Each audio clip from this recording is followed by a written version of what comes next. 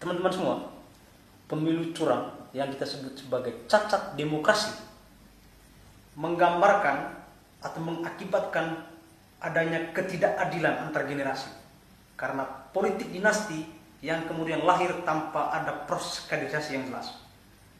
Pada pemilu 2024 kita melihat berbagai rangkaian yang kemudian dimunculkan bahwa ada proses kaderisasi yang tidak jelas. Contohnya ada anak kandung dari Presiden Jokowi namanya Kaisang Pangarap menjadi ketua umum PSI hanya bermodalkan memiliki KTA selama 2 hari.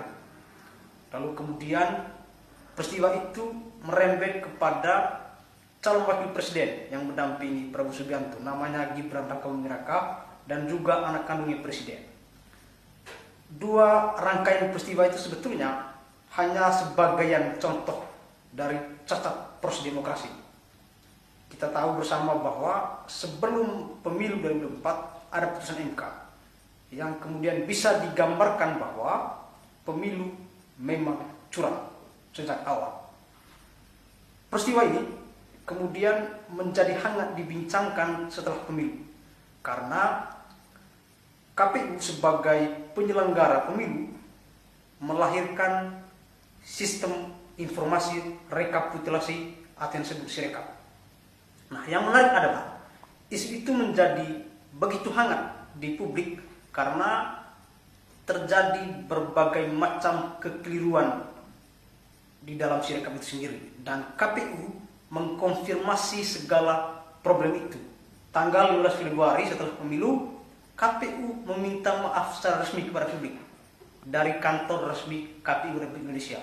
Dia mengatakan bahwa ada kesalahan konversi data dari hasil C1 hasil kepada Sirekap. Nah, hal ini menggambarkan bahwa KPU memang kelihatannya curang karena mereka sudah melakukan permintaan maaf kepada publik.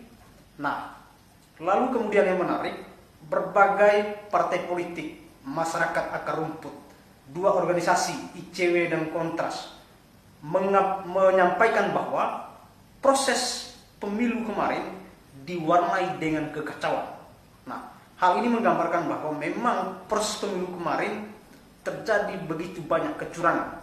Bagi saya hari ini KPU ketika tidak melakukan yang namanya audit forensik terhadap Sirekap, saya pribadi mengatakan KPU adalah lembaga yang plong-plong karena mereka pada akhirnya kebingungan karena ditekan oleh orang luar yang kemudian kita bisa asumsi orang luar itu adalah orang yang di atas KPU dan kita bisa sematkan namanya presiden.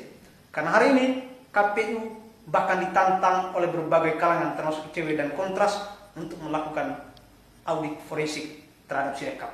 Sampai detik ini KPU pun belum melakukan itu. Terima kasih.